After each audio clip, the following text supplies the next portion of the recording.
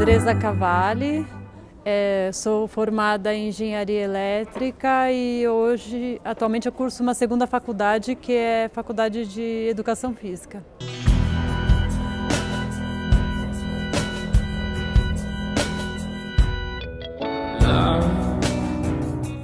A partir do momento que você não tem a possibilidade de acesso,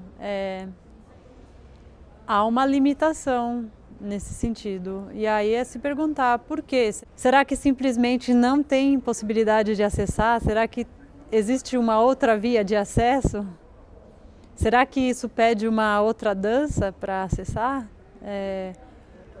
Outro olhar, ou um outro tipo de acesso, porque às vezes eu não posso acessar com movimento, mas eu posso sentir, eu posso ouvir, que é também um acesso a esse espaço, porque às vezes o acesso também a gente só pensa no adentrar o espaço, quando na verdade o acesso também está no ouvir, ou no sentir o cheiro, em perceber o que os ventos também trazem desse espaço que eu não acesso.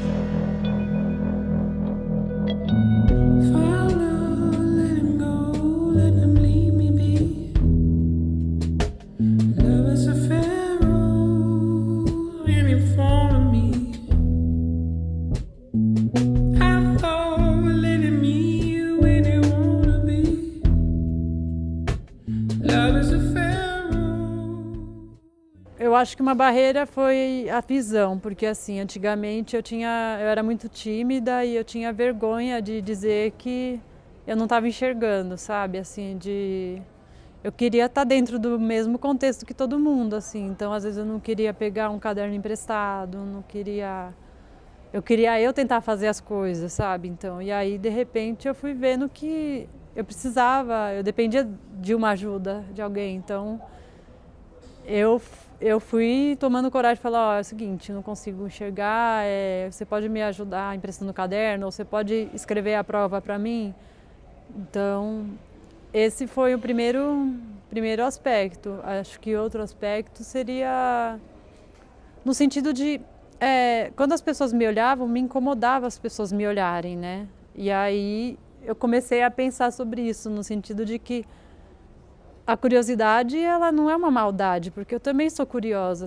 Quando eu olho algo que é muito diferente do que eu estou acostumada a ver, aquilo me desperta o olhar, assim, faz eu querer olhar também. Então, por que as pessoas não podem me olhar assim? Eu sou diferente, sabe? Hoje eu aceito que eu sou diferente com relação às outras pessoas, no sentido até da cor, assim, é incomum, sabe? Então as pessoas olham, eu não posso condenar a curiosidade de ninguém. Eu acho que a questão do preconceito, ela parte muito do visual, porque o ser humano também ele é super visual e aquilo que para ele é diferente já gera diversos conceitos na cabeça dele, que é daí que vem a palavra preconceito, que é um conceito antecipado que a pessoa faz daquilo que de fato ela não conhece, né? Então, assim, o fato da brancura, eu acho que é o que causa esse preconceito, mas eu diria que o sofrimento ele é muito opcional, assim. Mas quando você é menos esclarecido, quando você é criança, adolescente, você tende a sofrer com isso, no sentido de que você percebe que as pessoas te olham mais, você ouve mais piadinhas. Antigamente, se alguém me chamasse de branquela, era um grande incômodo para mim, eu ficava ofendida, para mim soava como uma ofensa. Então, hoje não, hoje para mim, se a pessoa me chama de branquela, eu acho que ela até tá vendo demais, assim, tá vendo bem demais, né? Porque eu não sou azul, não sou nem lilás também, nem rosa, nem verde. Se ela falar branquela, ela tá no caminho. Mas eu acho que o preconceito também ele parte muito da pessoa, sei lá, da pessoa com albinismo ou da pessoa que passa pelo preconceito, porque eu defino se eu sofro com isso ou não. Então, assim, é uma escolha que eu acabo fazendo. E aí eu aprendo a lidar com os comentários. Então, eu diria que hoje eu não sofro com preconceito, mas o preconceito, ele existe no sentido de que até hoje eu escuto piadinhas na rua,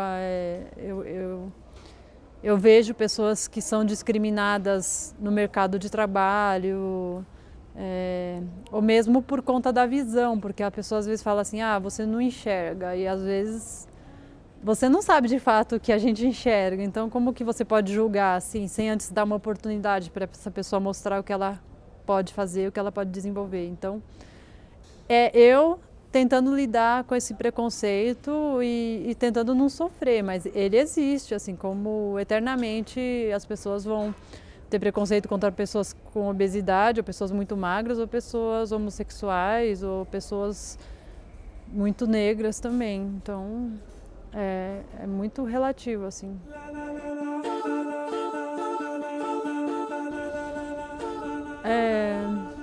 Acho que a dança ela foi aparecendo a partir do momento, voltando um pouco lá atrás, quando eu comecei a cursar educação física, no decorrer do curso eu comecei a ter um pouco de mais consciência com relação ao meu corpo. Comecei a visualizar mais o meu corpo e comecei a visualizar mais as deficiências que eu tinha e as limitações que eu tinha. Então, eu comecei também a trabalhar mais isso no meu corpo, correr atrás do equilíbrio perdido, do que a visão não me prejudicou, assim, do que a falta de visão me prejudicou e do que eu não fui estimulada na minha infância. Eu comecei a explorar com o meu corpo.